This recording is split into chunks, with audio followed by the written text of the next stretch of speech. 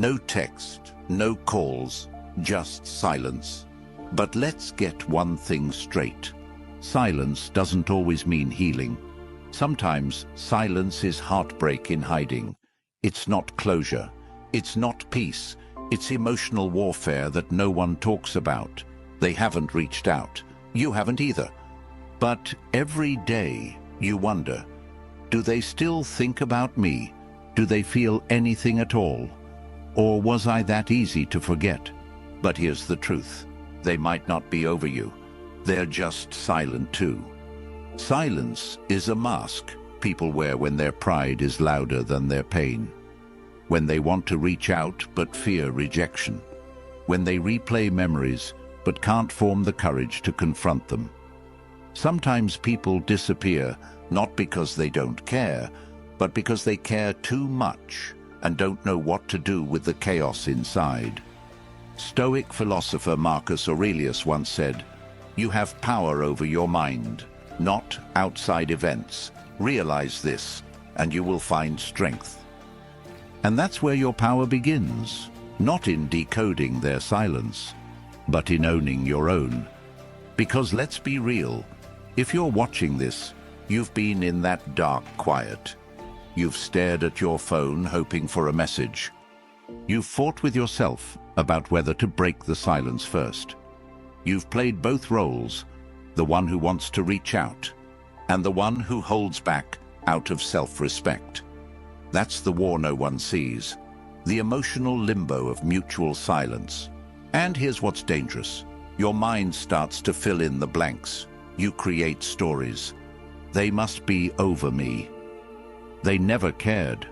I meant nothing. But as Seneca warned us, we suffer more in imagination than in reality. You don't know their pain. You don't know their thoughts. But you do know yours. And it's time to take control of that. Because whether they're hurting in silence or hiding behind pride, it's not your job to fix it. It's your job to protect your peace. You don't need to break the silence to prove your worth. Sometimes the most powerful thing you can do is hold it. Not to play games, not to manipulate, but to reclaim control of your emotional world. This video is for you, if you've been stuck in the what-ifs, the silence, the waiting. We're going to break down the emotional truths hiding beneath mutual silence. Why they haven't texted, why you haven't either, and how to rise above the noise that silence creates. Let's talk about the hidden side of silence and why your power starts when you stop trying to decode theirs. Number one, silence isn't always strength. Sometimes it's fear. We often assume that silence means someone has moved on, that they've found peace, that they're strong enough to walk away without looking back. But here's the truth. Not all silence is strength. Sometimes silence is fear dressed as indifference. It's easy to say nothing when you're afraid of being vulnerable. It's easy to stay quiet when the truth might hurt, or when reaching out might make you look weak. But fear and strength wear the same mask in silence. And you won't know which one someone's wearing unless they show up with honesty. Sometimes they don't text because they're scared of your silence. Sometimes they're quiet because they're afraid you've truly outgrown them. They wonder if you're still thinking about them, but they fear the answer. And so they choose the safety of pretending not to care. Seneca said, "He suffers more than necessary who suffers before it is necessary." And many people suffer quietly, waiting for a sign, but never taking action. They live in the fear of rejection, the fear of being the only one who still feels something. Meanwhile, you're sitting in your own silence, wondering if it meant nothing. Both of you are hurting, both of you are silent, but neither of you is healing. Here's what you need to understand. You're not weak for wanting answers. You're not wrong for feeling pain in the quiet. But you are powerful when you choose not to let that silence control your mind. You can't control why they're quiet. You can't control their fears, their ego, or their emotional limitations. But you can control how much of your mental space you allow to be consumed by someone else's silence. You don't have to break it. You don't have to decode it. You just have to see it for what it is. Not a statement of your worth, but a reflection of their internal battle. And here's a hard truth. If someone is too afraid to speak, they're not ready to be in your presence. You've earned the kind of love that speaks clearly, that chooses courage over pride, that shows up when it matters. Not the kind that hides behind silence and waits for you to do all the emotional heavy lifting. So don't sit there and suffer in the unknown. Don't romanticize the quiet. Don't assume their silence is confidence. It might be fear, and that's not your burden to carry. Number 2, the longer the silence, the louder the regret. There's something you need to understand about silence. It doesn't always fade with time. Sometimes it echoes, louder and louder, not just for you, but for them. At first, silence feels like control. They think they're protecting their pride. They believe they're holding power by not reaching out. But day by day, that silence starts whispering things they didn't expect. Regret, what-ifs, memories they thought they buried. You start appearing in their mind when they least expect it. During a song, a scent, a quiet moment alone. They don't text, but they're thinking. They don't call, but they're feeling. Silence can become a prison for people who thought they were walking free. The Stoic philosopher Marcus Aurelius wrote, "The best revenge is to be unlike him who performed the injury." In silence, you're becoming that. You're healing. You're growing. You're not playing emotional games or waiting by the phone. You're showing strength by not collapsing under the weight of the unknown. But them, they might not say it. They might never admit it. But they're watching. And the longer the silence stretches, the more it forces them to sit with what they lost. And the louder that realization becomes. Because here's the psychological truth. Distance gives clarity. When someone no longer has access to you, they begin to remember the warmth, the laughter, the little things. But now it's not in real time. Now it's through the lens of absence. And absence, when it's real, doesn't bring relief. It brings regret. And let's be honest, if they're not reaching out, it might not be because they don't feel anything. It might be because they feel too much and don't know how to face it. But here's your power. You don't wait for their regret to catch up. You don't pause your progress hoping they'll break the silence. You keep going. You level up. You heal. Not because you're trying to prove anything, but because you deserve peace, clarity, and closure, with or without an apology. Seneca once said, "It is not that we have a short time to live, but that we waste a lot of it." Don't waste your life waiting for someone else's courage to show up. Don't wait for their silence to end before you choose your next chapter. The silence may be filled with their regret, but your life, it should be filled with forward motion, growth, strength, boundaries, love, or yourself first. Number 3, they might be silent, but they're still watching. Just because they're not texting doesn't mean they're not checking. Just because they're not calling doesn't mean they're not curious. Silence isn't invisibility. It's often the cover people use when they're watching you from the shadows, trying to figure out if you've moved on, if you're happy, if they still hold a place in your heart. They may not have the courage to say, "I miss you," but they might still scroll through your posts at 2 a.m. They might replay old pictures, revisit memories, or even ask mutual friends about you, quietly, carefully, so it doesn't seem obvious. This isn't healing. This is hesitation. This is fear. They're afraid that if they reach out, you won't be the same person who used to wait for them. And the truth? You're not.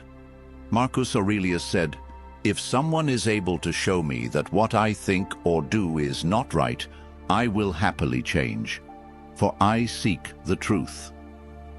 But ask yourself this: have they changed? Or are they just observing from a distance, hoping you'll break first? When someone's silent but still watching, it's not always about missing you. Sometimes it's about missing the control, the access, the validation. And here's where emotional strength kicks in. You don't post to get their attention. You don't move forward to be seen. You evolve for you. Because your healing journey isn't a show, it's a revolution. Quiet, sacred, real.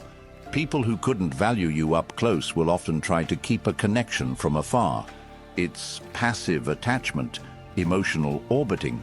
And if you're not careful, their silent curiosity can make you wonder, should I reach out? Let them wonder. Let them feel the silence they helped create. In Stoic practice, we learn to differentiate between what we can control and what we must release. You can't control their eyes, but you can control your energy. You can't stop them from watching, but you can stop letting that influence your power. Let them scroll, let them wonder, let them miss you. But don't let that distract you from the love, clarity, and peace you're building. Number 4. Mutual silence isn't always mutual healing. Two people can be silent for very different reasons. You might be healing, they might be hiding. You might be using the silence to rebuild, to reflect, to reclaim your identity.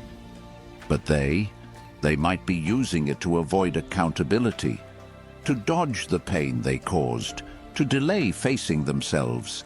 Silence can be sacred, but it can also be strategic. And the danger is assuming that just because both of you are quiet, you're on the same emotional page. You're not. Seneca once wrote, "No man is more unhappy than he who never faces adversity, for he is not permitted to prove himself." Silence is adversity in disguise. It forces you to sit with your emotions, to separate what you feel from what you deserve, to confront the difference between being missed and being respected. Ask yourself this: has this silence given you peace, or has it only paused your pain? Are you becoming stronger, or are you secretly waiting for them to break first? This is the psychological trap of mutual silence. It can feel like power, but sometimes it's just two people bleeding in private, each waiting for the other to make the first move. And here's the truth most people won't say. If you're the only one growing, then you're not in mutual healing. You're in solo transformation. You can't assume they're thinking like you, healing like you, hurting like you. They might be. Or they might be partying, avoiding, numbing, denying. Not everyone uses silence as a tool. Some use it as a wall, a weapon, a way out. In Stoicism, the core teaching is this: you are responsible for your own soul, not theirs. Your growth is not measured by what they feel. It's measured by how you rise. Let go of the fantasy that silence is romantic, that it's some kind of soul connection. Silence is a test, and not everyone passes. So, what do? You keep rising. You keep showing up for yourself. You build peace not to prove a point, but because your soul deserves rest. You don't break the silence to see if they still care. You stay grounded in the truth. If they cared enough to heal it, they would have said something real by now. Number 5. If they're silent, let them be. Your peace needs no permission. If they're silent, let them be. Don't chase closure. Don't chase explanations. Because the longer you chase their voice, the more you abandon your own. You don't need their reply to validate your healing. You don't need their apology to begin again. You don't need permission to move forward. Epictetus said it clearly. Freedom is the only worthy goal in life. It is won by disregarding things that lie beyond our control. And their silence, that's beyond your control. So let it go. This is the turning point most people miss. You think their silence is the obstacle, but it's not. The real obstacle is your attachment to what that silence means. You keep replaying conversations that never happened. You read into pauses like they're poetry. You build entire narratives around unanswered messages, hoping to find a hidden, "I still love you," inside the silence. But truth doesn't hide. If someone values you, they don't stay quiet forever. If someone respects you, they don't leave you to drown in confusion. So let them be. Let them stay silent. Because every day they stay away is a loud message. They're not choosing you. And if they're not choosing you with clarity, you must choose yourself with conviction. Don't trade your emotional stability for someone else's uncertainty. You don't win by breaking first. You win by staying rooted. And if they ever return, it should never be because you chased. It should be because your strength echoed louder than their silence. Real love doesn't speak in riddles. It communicates. It shows up. It doesn't make you guess or beg or wait in emotional limbo. If they're silent, let them stay where they are.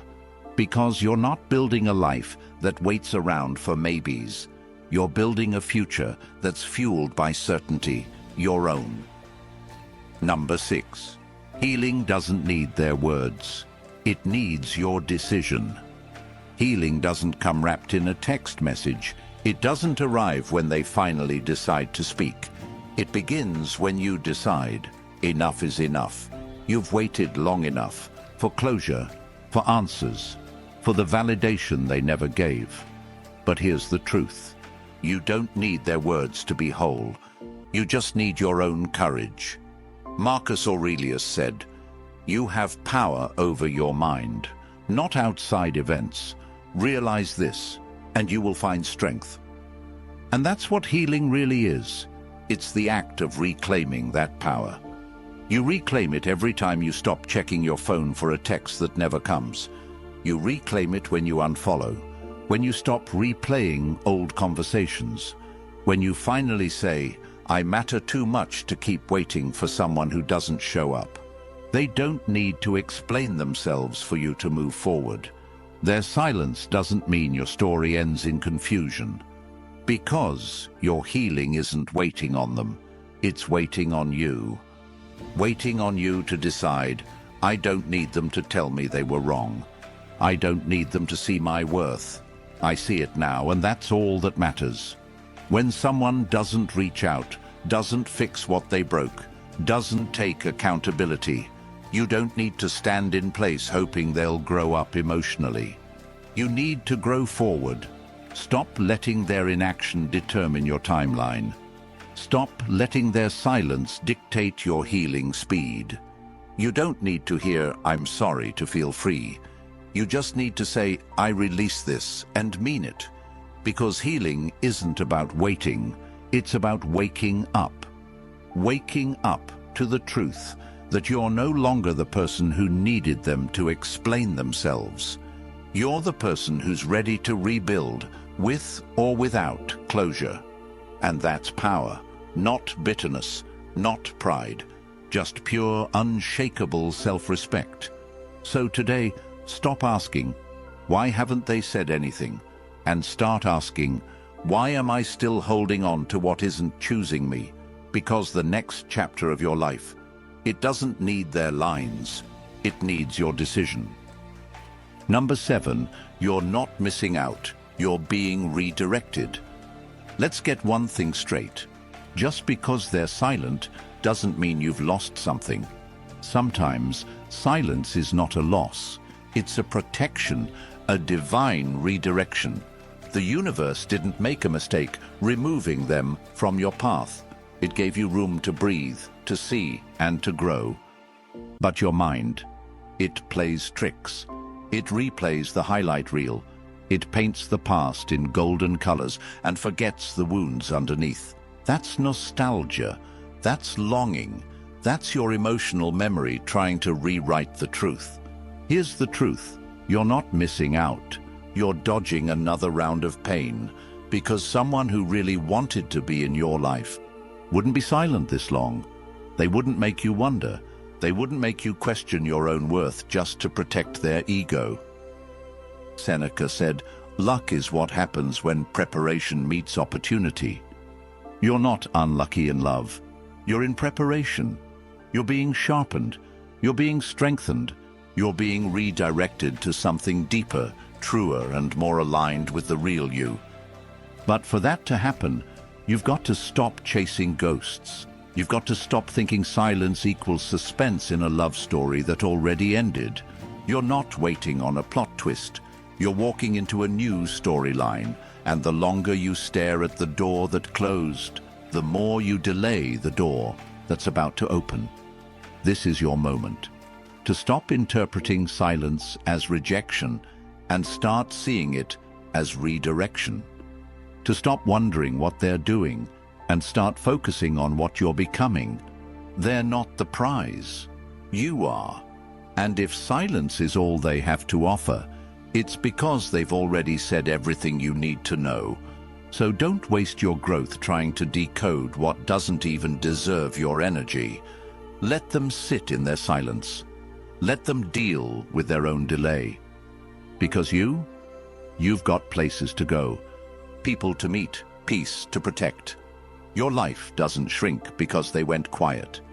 It expands because you chose not to. Let's bring it full circle.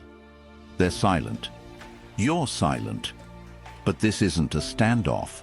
This isn't a competition to see who breaks first. This is transformation. This is the part where you stop interpreting their silence as mystery and start embracing your own silence as mastery. Because silence isn't weakness. It's restraint, it's clarity, it's power. Marcus Aurelius said, "The best revenge is to be unlike him who performed the injury." So if they handled you with silence, confusion, or emotional games, rise above it.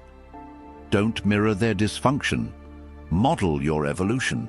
This video wasn't just about them, it was about you.